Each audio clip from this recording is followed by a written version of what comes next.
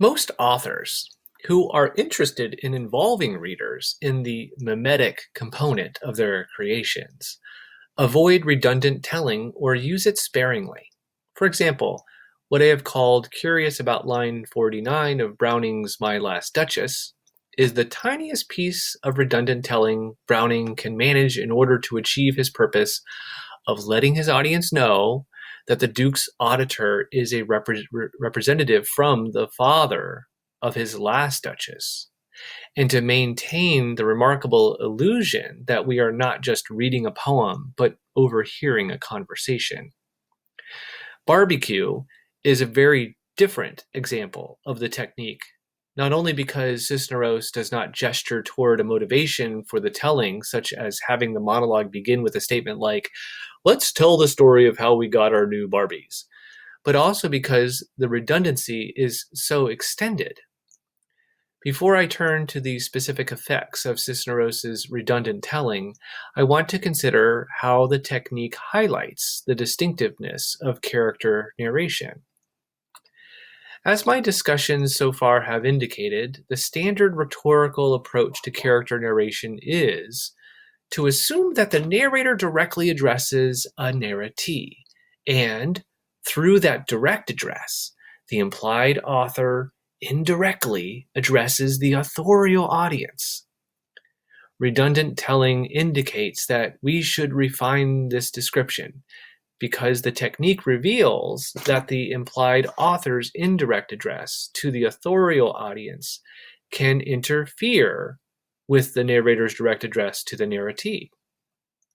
This potential for interference, in turn, suggests that communication in character narration occurs along at least two tracks: the narrator-narratee track and the narrator-authorial audience track. So there's two different approaches there that are happening simultaneously. Just want to point that out. Along the narrator-narratee track, the narrator acts as reporter, interpreter, and evaluator of the narrated for the narratee. And those actions are constrained by the narrative situation. A character narrator, for example, cannot enter the consciousness of another character. Let us call these actions narrator functions. Along the narrator-authorial audience track, the narrator unwittingly reports information of all kinds to the authorial audience. The narrator does not know that an authorial audience exists. Let us call this reporting disclosure functions. Let us call both sets of functions telling functions, and understand them as distinct from the character functions of a character narrator, the ways in which characters work as representations of possible people, what I have called their mimetic function, as representative of larger groups or ideas, their thematic functions, and as artificial constructs within the larger construct of the work, their synthetic functions. Consider, for example, the first three sentences of Adventures of Huckleberry Finn. "You don't know me without you have read a book by the name of The Adventures of Tom Sawyer, but that ain't no matter. That book was made by Mr. Mark Twain, and he told the truth mainly. There was things which he stretched, but mainly he told the truth." Huck begins to establish his relationship with the narratee by reporting a little about himself. He's an unknown quantity unless the narratee happens to have read Tom Sawyer, and by evaluating Twain's truthfulness. At the same time, Huck's narration discloses to an authorial audience not only Twain's initial view of Huck as an unassuming boy who knows something about the difference between stretched and unstretched truth, but also Twain's comic self-awareness and delight in playing with his audience. Furthermore, the sentences begin to characterize Huck mimetically as that unassuming boy, thematically as someone concerned with issues of truth and falsehood, and synthetically as a device for Twain's indirect communication to his audience. Understanding these sentences involves tacitly understanding the simultaneous and compatible operation of the two telling functions and of the character functions. As in the first three sentences of Huckleberry Finn, often the two sets of telling functions converge. Or we might say the two tracks of communication exist, one on top of the other with no space between. By the way, this is like the Necker cube. Think of it like that. This situation is likely to obtain whenever the narrator is the narratee's only source of information about the narrated. In such cases, the narratee and the authorial audience are in the same position with respect to the narrated. Both are fully dependent on the narrator for their information. In fact, this situation is the standard case for non-character narration, and that's one of the reasons for the differences between the two modes of telling. In My Last Duchess, the convergence between the two tracks of communication can be found in every line except 49, where the Duke utters the phrase, "The Count, your masters." In that phrase, and in redundant telling more generally, the disclosure functions become dominant over the narrator functions. Indeed, if Browning were concerned only about the Duke's narrator functions, he would never have used this phrase. But of course, it makes sense that disclosure functions would ultimately trump narrator functions, since the communication between implied author and authorial audience ultimately subsumes that between narrator and narratee. I say ultimately trump because at times an author may temporarily let the narrator functions dominate as a way to create a tension between a narrator's knowledge and the authorial audience's knowledge. In the foreword to Lolita, for example, Vladimir Nabokov lets John Ray Jr.'s narrator functions dominate his disclosure functions by having Ray report on the fates of the characters Nabokov's audience has not yet met. Indeed, by having Ray refer to Dolores Hayes as Mrs. Richard F. Schiller, Nabokov disguises the fact of her death until Humbert reveals her married name toward the end of his narrative, when he quotes Dolores's letter to him. Interestingly, with Humbert's revelation, Nabokov completes the disclosure of Dolores's death without Humbert's having any knowledge of that disclosure. In other words, the disclosure function of his narration, because it depends on something he cannot know, John Ray Jr.'s preface, occurs entirely without Humbert's awareness. The distinction between disclosure functions and narrator functions helps us recognize at least part of what is involved in the other curious phenomena I cited at the beginning of the chapter. Ishiguro does not allow Stephen's narration to be informed by his knowledge, because to do so would be to have Stephen's disclosure disclosed too much too soon. McCourt violates the restrictions he has placed upon Frankie's narration in order to disclose the silent mutual understanding between Nora Malloy and Mrs. McGrath. Fitzgerald has Nick narrate the scene in Michaelis's garage for similar reasons. He needs to disclose the events that occurred there to his audience as efficiently as possible. With her use of redundant telling, Cisneros not only gives us an example of the divergence between the two tracks of communication, but also exposes the fault line between the character functions and some of the narrator functions of her character narrator. On the one hand, the narration works hand in glove with the events to create a vivid sense of the character as a possible person, or in the terms I developed in Reading People, Reading Plots, to foreground the mimetic component of the character. On the other hand, the extended use of redundant telling, as well as the story's resistance to a fully satisfactory account of its temporal occasion, calls attention to the artificiality of the narration, and thus to the synthetic component of both the character narrator and the narrative as a whole. It's striking that the narration in Barbecue, unlike that in My Last Duchess, where the Duke has clear designs on his audience, is rooted not in the character's need to say certain things on this occasion to this audience, but rather in Cisneros' need to communicate certain things about the character to us. It's also striking that Cisneros, unlike Browning, flaunts rather than tries to disguise the predominance of disclosure functions over narrator functions. As usually happens when both the mimetic and the synthetic components of the protagonist are emphasized, the thematic component of both character and narrative gets foregrounded.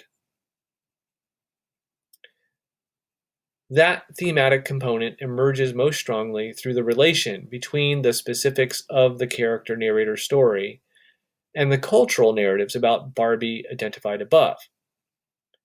Cisneros plays off rather than conforms to the narrative about Barbie as a dangerous role model, and thus emphasizes that the character narrator is not simply a victim of mainstream culture's ideas about female beauty. She has little to say about Barbie's body, and that little is either matter of fact or negative. Her notice of Barbie's breasts is subordinated to her interest in the solo in the spotlight outfit. The black glitter wears off where her titties stick out. And she describes her sister's doll as mean-eyed Barbie, and her own as bubble-headed Barbie. Furthermore, she makes it clear that she and her sister would prefer another outfit for Barbie to a Ken doll. Only Ken's invisible, right? Because we don't have money for a stupid-looking boy doll when we'd both rather ask for a new Barbie outfit next Christmas. The narration about the fire sale further emphasizes the girls' primary interest in fashion. What the girls notice first are the boxes with the career girl and Sweet Dreams ensembles. Note how neatly these outfits, let me pull this up. Note how neatly these outfits divide the world of work and the world of home, and how they are both complemented by the social world represented in Solo in the Spotlight, Barbie. And it is the very prospect of acquiring the outfits that leads the narrator to say, on the outside, you and me skipping and humming, but inside we are doing loopity-loops and pirouetting. The character narrator's focus, in other words, is not on Barbie's figure or her whiteness, but on her wardrobe and the affluence and social status and other elements of appearance it represents. This focus makes the relation between the cultural narrative about endlessly acquisitive Barbie and Barbecue more important, even as it gives a twist to the relevance of dangerous role model Barbie. The girls clearly share the desire for acquisition, identified in endlessly acquisitive Barbie, but their very poverty gives that desire an edge that the activity of steady acquisition lacks. And that edge is crucial to the story's emotional effect. The middle paragraphs not only emphasize the girls' excitement at the prospect of acquisition, but they also show how their desire lifts the Barbies out of their mundane surroundings, transforming them from the rest of the odd lots on Maxwell Street into sublime objects. Next to boxed pies and bright orange toilet brushes and rubber gloves and wrench sets and bouquets of feather flowers and glass towel racks and steel wool and Alvin and the Chipmunks records, there and there and there and there and there and there and there. Cisneros uses this combination of desire and excitement to heighten her audience's sympathy with the girls, and even to induce us to wish, despite our awareness of the relevant cultural narratives, that their desires will be fulfilled. As noted above in the final paragraph, Cisneros drops the technique of redundant narration as the character narrator tells her sister, and indeed herself, about her attitude toward their new acquisitions. Cisneros asks us, first, to recognize that the character narrator's defensive rhetorical questions, so what if, so what if, so who's to know, indicate that she is protesting too much, trying to convince not just her sister, but also herself, that the soot, the melted plastic, and the smell of smoke on the dolls do not make any difference. Even at her young age, she intuitively recognizes, though she cannot consciously admit that she does, the difference between her fire sale Francie and a flawless one. And given the thematic emphasis of the story, the Barbies function as a synecdoche for the other desirable objects of mainstream culture. Synecdoche is a rhetorical trope where a part of a whole is used to represent the whole.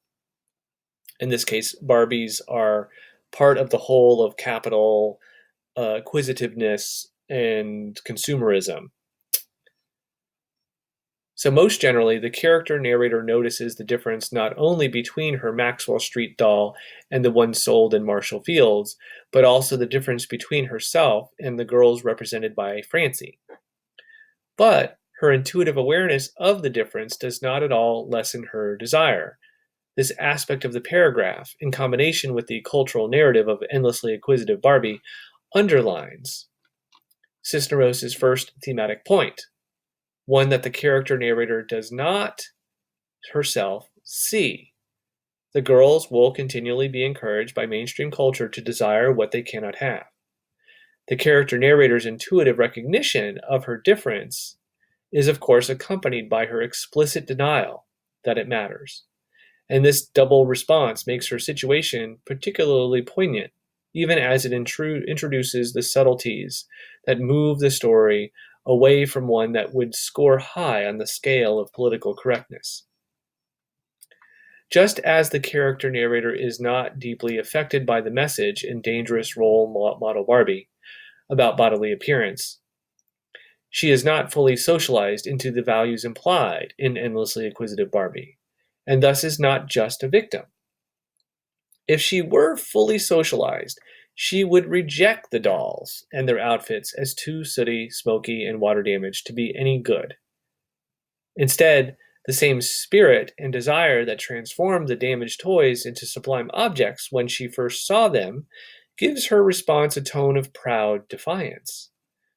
Her insistence that there is no difference between their dolls and ones bought in nice, clean boxes, and its accompanying implicit insistence that there's no insuperable gap between her and her sister and the girls of mainstream culture, are her way of claiming that their poverty and ethnicity do not make all the difference, that she and her sister can pass as the equals of more socioeconomically advantaged white girls. Just as Francie's barbecued leg can be hidden under her outfit, so too can the character narrator's poverty and even her ethnicity become beside the point. Who's to know? Neither the burnt bodies of the dolls nor the child's poverty will disappear, but each can be rendered unimportant through the skillful deployment of the right outfit. In this respect, the character narrator escapes a full socialization into the value system of Endlessly Acquisitive Barbie because she refuses to define her worth solely in terms of her socioeconomic status. Thus, Cisneros uses the difference between her implied perspective and the character narrators in some very productive ways. On the one hand, the character narrator's defiance underlines her naivete, her inadequate understanding of the way the world works. On the other hand, that defiance is a sign of her strong spirit, something that Cisneros asks us to admire. If the first thematic emphasis of the final paragraph points to the character narrator as victim, this second one points to her as an agent who is not totally defined by her socioeconomic and racial position and who is determined to cope with her situation. This emphasis neither cancels nor supersedes the first one, and the power of the story arises from their coexistence. The story's last paragraph, then, with its revelation of the character narrator as being inculcated with dangerous messages from the dominant culture, and as someone capable of retaining some independence from those messages, not only completes the lyric progression, but invites us to respond to that completion with sympathy and respect. I will build on this analysis when I turn to the ethical dimensions of the story, but first I need to discuss the general approach I have taken, one that conceives of narrative as rhetoric.